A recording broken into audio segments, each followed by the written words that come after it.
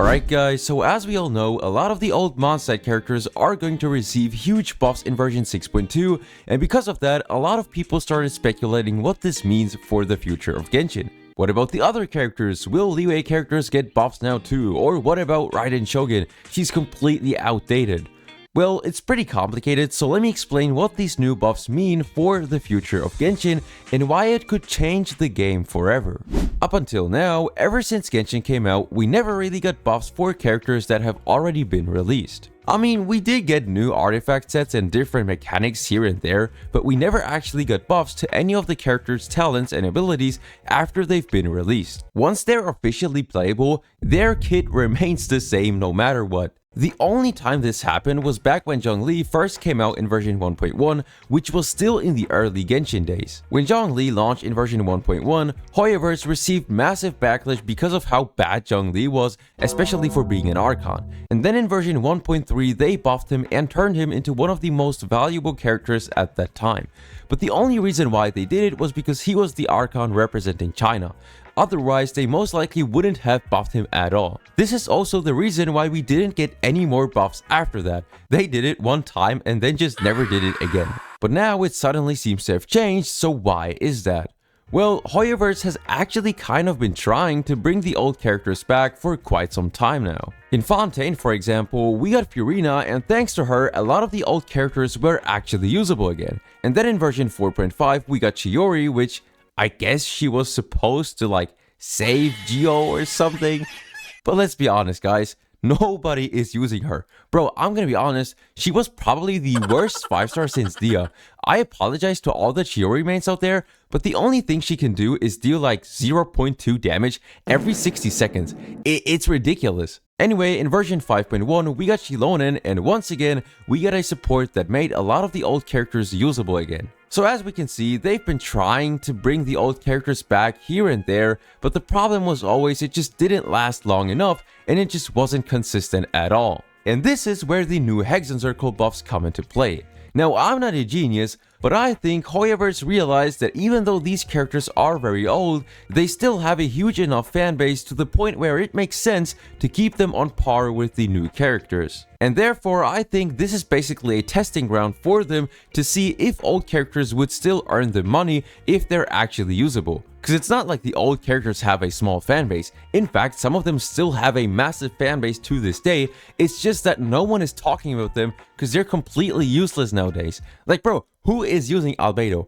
I haven't seen a single person use this guy since the ancient Greek. And the thing is, the people like him and already have him on their account obviously still want to use him, but there's not a single team where he would be a good option. And the exact same thing applies to a lot of the other Mondstadt characters as well. So I'm guessing they're doing this so they can make new characters synergize more with characters that actually make sense, while also allowing the players to have more freedom in terms of team building. In fact, I don't think their goal is just to buff the old characters, but rather to make the new characters more unique, especially those who are from previous regions like Varka for example. And for those who don't know, it just so happens that Durin's kit includes a section where he gets stronger if you use him with any of the Hexen Circle characters that will receive those buffs in the upcoming version. So I'm assuming they're planning to do the same thing for other new characters from now on as well. Now a lot of you might wonder, well, if that's the case, then why are they only buffing characters from the Hexen Circle instead of just buffing Mondstadt characters in general? Let me explain. I'm pretty sure that they will buff the other characters too, but a little bit later down the line. Cause bro, there's no way they're not gonna buff Eula. There's so many people down it for her, it would make absolutely no sense for Hoyoverse to miss out on that.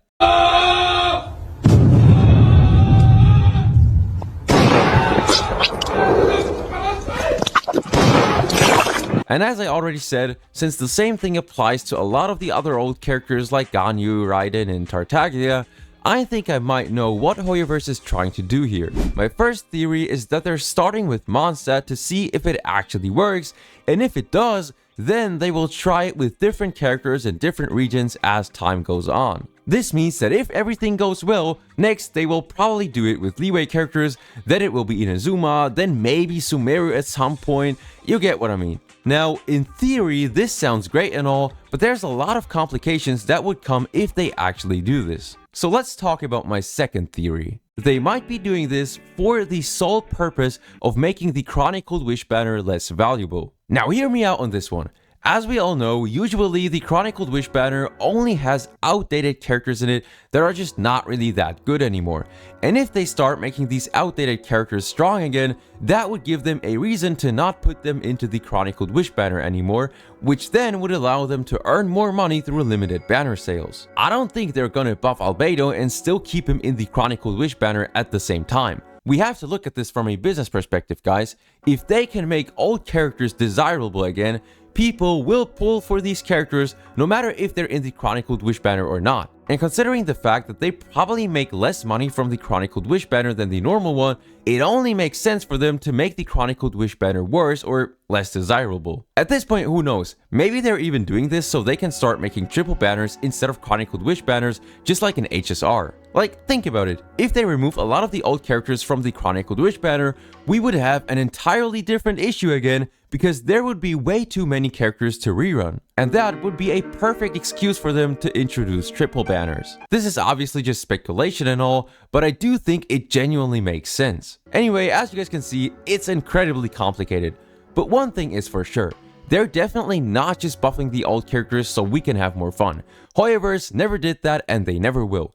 If they're adding a feature or any changes, especially when it comes to characters and banners, there's always an intention behind it. And most of the time, the intention is to make more money. But now that we got all of that out of the way, the only question that remains is which characters do have the potential to get buffed in the future and when will that be? The ones who are most likely to get buffed are definitely Raiden, any of the old Leeway characters, and the remaining Mondstadt characters that haven't received any buffs yet. Now as for when those buffs could happen, there is a strong chance for the remaining Mondstadt characters like Eula and Diluc to get buffed once we get Varka in version 5.4. If Durin has a synergy with characters from the Hexen Circle, there's a pretty high chance that Varka will have one with characters who are related to the Knights of Favonius in some type of way. This would be the perfect opportunity for them to buff Eula, Diluc, and maybe even Jean. And as I said before, Hoyoverse is probably treating this as a testing ground for now. If they see an increase in banner sales and it actually works, then it's only a matter of time until they start to buff Raiden and all of those other characters as well. Overall, I think those buffs have a lot of potential to make the game more interesting. If they keep buffing these characters, there's gonna be so many unique team comps and like things you can try in terms of team building. I really just hope they don't mess this up. Anyway, let me know down below in the comments what you guys think about this. Are they actually trying to make the game better, or is it just another way for them to make even more money from us? Let me know what you guys think down below in the comments. And with that being said, as always, I wish everyone a nice and wonderful day.